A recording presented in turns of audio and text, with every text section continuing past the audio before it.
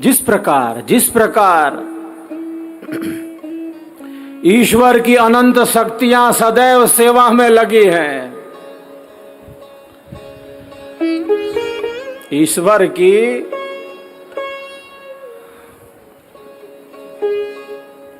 समस्त शक्तियां सेवा में लगी हैं।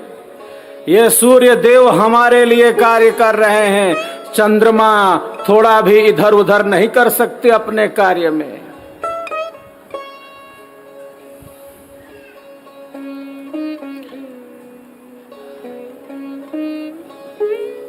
ये पृथ्वी अपनी कक्षा में घूम रही है, किसने घुमा दिया?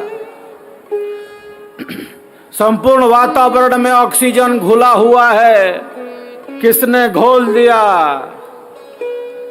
ये पेड़ पौधे, ये पहाड़, ये नदियां, ये पेड़ पौधे, ये पहाड़, ये नदियां, ये जंगल और ये पर्वत हमारे आपके लिए ही, हमारा आपका जीवन निरंतर इस सृष्टि में गतिमान रहे। ईश्वर की अनंत शक्तियां निरंतर कार्य करती जा रही हैं, निरंतर सेवा में ही है।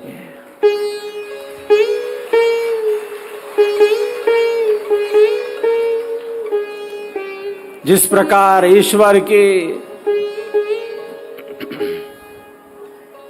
ये अनंत शक्तियां निरंतर हमारे आप के लिए ही कार्य करती जा रही हैं। वेद में ऋषि कहते हैं, स्वस्ति पंथा मनुचरेम, स्वस्ति पंथा मनुचरेम, सूर्या चंद्रमसाविव। हे प्रभु, हे नाथ, जिस प्रकार सूर्य और चंद्र निरंतर कल्याण के ही रास्ते पर चलते जा रहे हैं, हे प्रभु, जिस प्रकार सूर्य और चंद्र निरंतर कल्याण के ही रास्ते पर चलते जा रहे हैं, मैं भी उन्हीं की भांति निरंतर कल्याण के ही रास्ते पर चलूं, निरंतर कल्याण के ही मार्ग पर चलूं।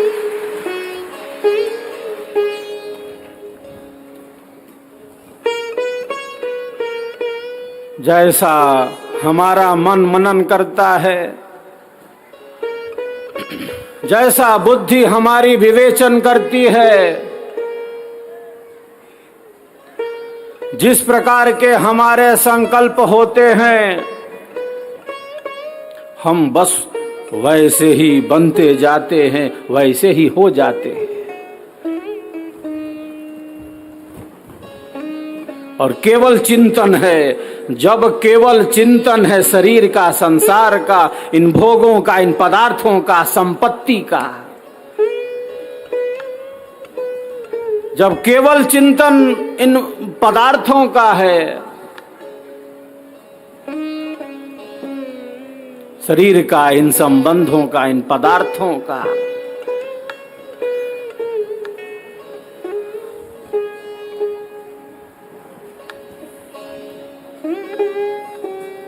तब गति भी केवल उसी में है। शरीर का चिंतन करना है, संसार का भी चिंतन करना है, लेकिन जितना चिंतन करना है उतना ही चिंतन करना है, उतना ही चिंतन करना है।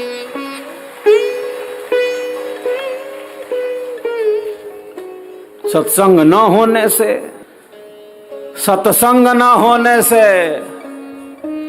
स्वरवेद की वाणियों के अभाव होने से, श्रेष्ठ कल्याणकारी चिंतन न होने से, अच्छा चिंतन न होने से, केवल अधिकायत में संसार का ही निरर्थक चिंतन होता रहता है, निरर्थक चिंतन होता है।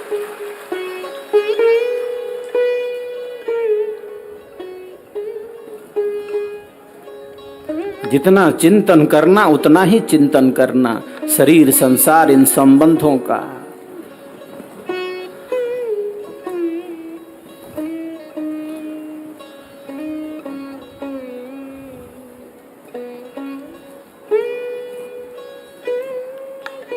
घर में रहना है, परिवार में रहना है, घर में रहना है, परिवार में रहना है, इन संबंधों में रहना है, लेकिन इसमें डूब नहीं जाना है, इसमें डूब नहीं जाना है। गंगा में स्नान करना अच्छा है, गंगा में स्नान करके बाहर निकल आना अच्छा है। गंगा में डूबकर प्राणों को गंवाना कतई अच्छा नहीं है, कतई अच्छा नहीं।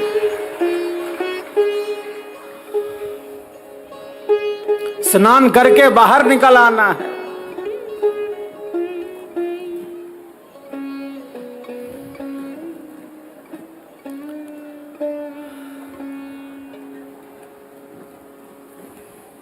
गृहस्थ संत का यही लक्षण है। घर में है, परिवार में है, अपने सांसारिक कर्तव्यों का उचित रीति से पालन भी कर रहा है,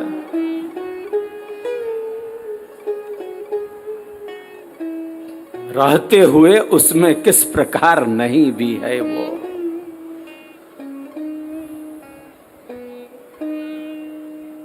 होते हुए भी उससे भिन्न कैसे है।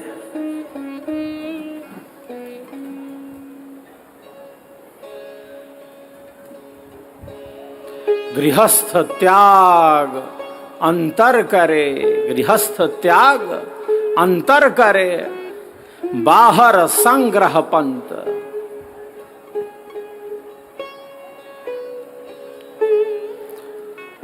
जिंदगी जीने में ही जिंदगी बीत न जाए, जिंदगी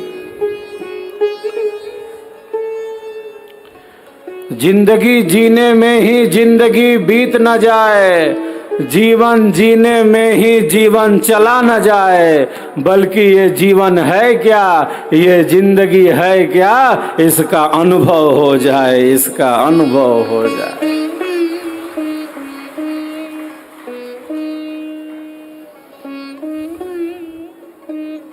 जिंदगी जीने में ही जिंदगी बीत न जाए, जीवन जीने में ही जीवन चला न जाए।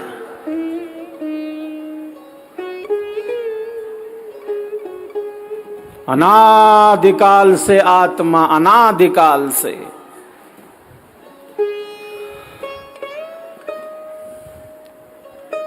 नाना प्रकार के सुखों को, दुखों को, भोगों को, पदार्थों को, संबंधों को, मैं तू यह वह, जैसे नदी में लकड़ी का टुकड़ा, जैसे नदी में लकड़ी का टुकड़ा बहता जा रहा है। कहां जाएगा ये टुकड़ा, बहा जा रहा है। ये कामनाएं, ये इच्छाएं, ये वासनाएं अनंत अनंत जन्म और जीवनों से, अनंत अनंत और जन्म और जीवनों से बहे जा रहे। एक साधक का, एक साधिका का संकल्प है, केवल सद्गुरु का ही संकल्प नहीं है, केवल सद्गुरु का ही संकल्प नहीं है, आवागमन मिटाऊंगा।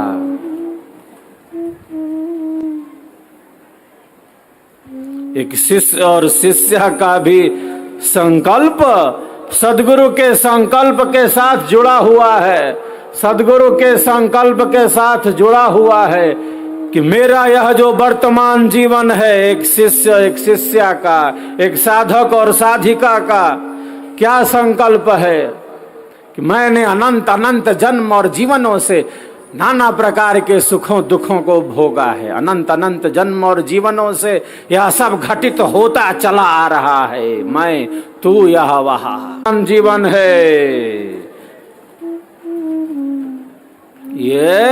ये जो मेरा वर्तमान जीवन है, केवल शरीर में, संसार में, इन भोगों में, इन पदार्थों में व्यतीत नहीं हो सकता, बल्कि मेरे जीवन का आध्यात्मिक कल्याण होगा, मेरी आत्मा का कल्याण होगा। मेरी आत्मा का कल्याण होगा, ऐसा चिंतन होता है। केवल सदगुरु का ही संकल्प नहीं है कि आवागमन मिटाऊंगा।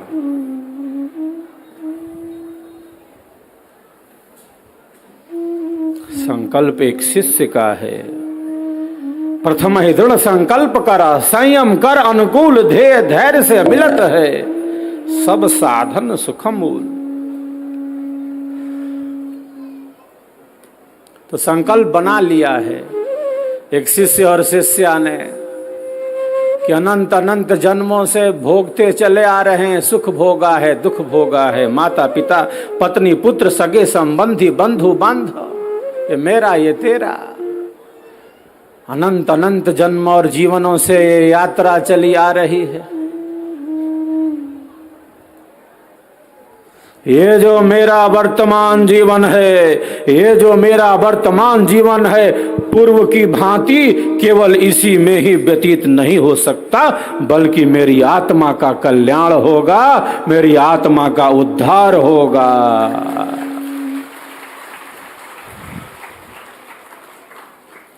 संकल्प बना लिया तो बना लिया, संकल्प बना लिया तो बना लिया, अब कहां पीछे हटने वाले हैं।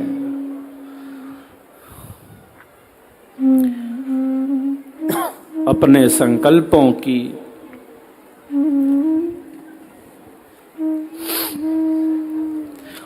संकल्पों की निरंतर पुनरावृत्ति करना। महापुरुष क्या कहते हैं, कल्याण का मार्ग क्या है? कल्याण का मार्ग और कुछ नहीं, जो कल्याणकारी है निरंतर उसका अभ्यास।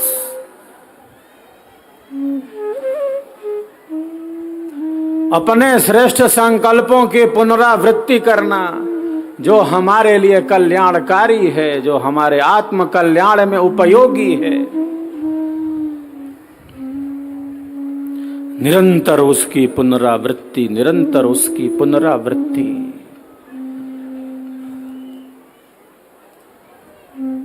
सेवा, सद्गुरु हरि भजन और सत्संग विचार, यह संयम नित कीजिए, तीन सार संसार, तीन सार संसार। स्वरवेद की वाणियों का हम सभी श्रवण करेंगे। सद्गुरुदेव ने बड़ी कृपा करके हमें स्वरवेद प्रदान कर दिया है। ज्ञान की ज्योति प्रवाहित रहे, ज्ञान की ज्योति प्रदीप्त रहे, ब्रह्म विद्या की किरणें जन जन तक पहुंचे। शिष्य और शिष्याओं के कल्याण के लिए, मानव मात्र के कल्याण के लिए हमारे अमर सद्गुरुदेव ने बड़ी कृपा करके हम सबों को स्वरवेद का प्रसाद दे दिया है, स्वरवेद का प्रसाद दे दिया।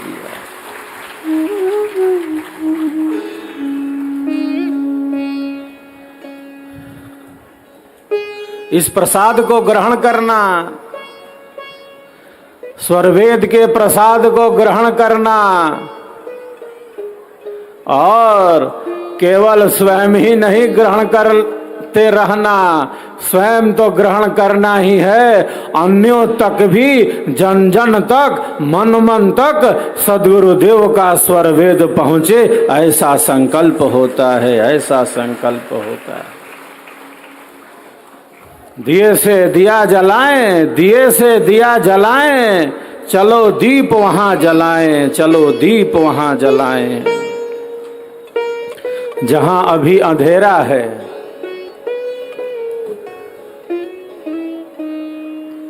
जन जन तक, मन मन तक स्वरवेद महामंदिर का संदेश सुनाएं, स्वरवेद महाग्रंथ पहुंचाएं, यज्ञ की अग्नि जलाएं, चलो दीप वहां जलाएं, चलो दीप वहां जलाएं।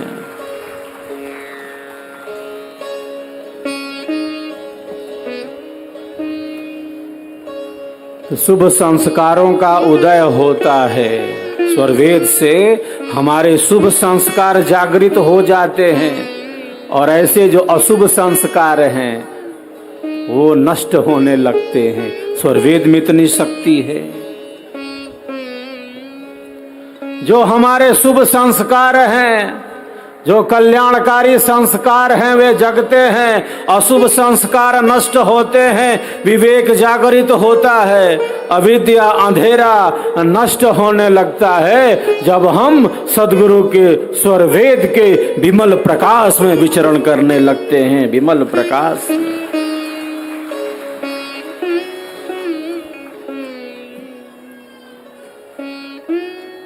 सद्गुरुदेव का स्वरवेद ज्ञान का वह उजाला है जिससे अंधेरा नष्ट होता है।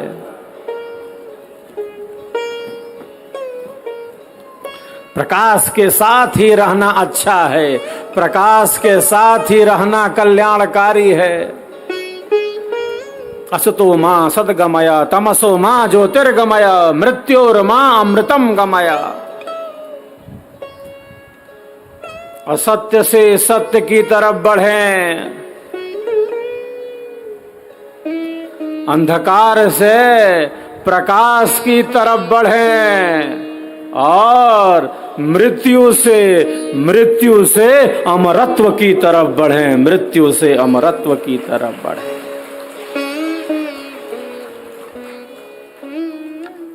ये ब्रह्म विद्या का ग्रंथ है, जीवन मुक्ति का पर्याय है।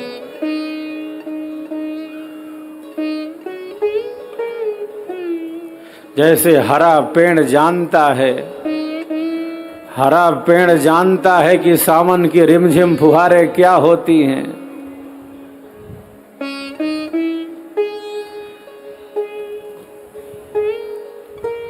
जो विहंगम योगी हैं, जो शिष्य और शिष्याएं हैं, उनको पता है, उन्होंने इसका अनुभव किया है कि सद्गुरुदेव का स्वरवेद क्या है। सद्गुरुदेव का स्वरवेद क्या है।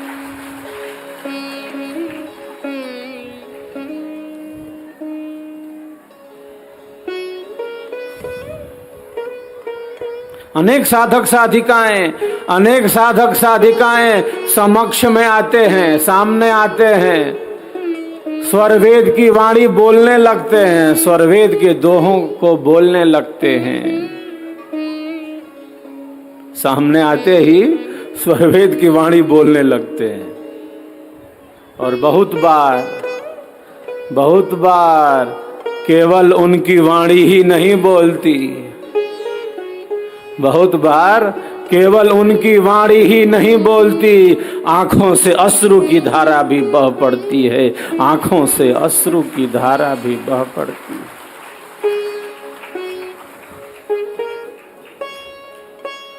उन्होंने इसका साक्षात अनुभव जो प्राप्त किया है, उनकी आत्मा को छुआ है, जैसे स्पर्श किया हो सद्गुरुदेव के स्वरवेद ने। उनके अंतःकरण को जैसे सद्गुरुदेव की इन वाणियों ने, स्वरवेद ने जैसे झकझोर दिया हो। सद्गुरु की इन वाणियों ने, स्वरवेद के इन स्वरों ने जैसे उनके अंतःकरण के अंधेरे को हिलाया हो, उनकी सुप्त चेतना को जागृत किया हो। केवल वाणी ही नहीं बोलती, अनेक दोहे उनको बहुत प्रिय हैं, वो गाते हैं, गुनगुनाते हैं। उनकी आंखों में अश्रु की धारा बह पड़ती है, बह जाती है।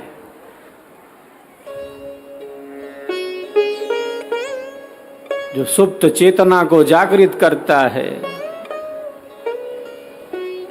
जो सोई हुई शक्तियों को जगा देता है,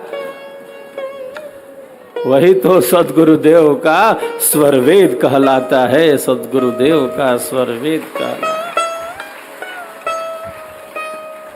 जिस प्रकार वृक्ष के मूल में, जिस प्रकार वृक्ष के मूल में जल सिंचन करने से, जिस प्रकार वृक्ष के मूल में जल सिंचन करने से सारा वृक्ष हरा भरा पल्लवित पुष्पित हो जाता है, उसी प्रकार स्वरवेद के स्वाध्याय से, सेवा भाव से, सत्संग से, साधना के अभ्यास से एक शिष्य के जीवन का पूर्ण कल्याण होने लगता है। पूर्ण कल्याण।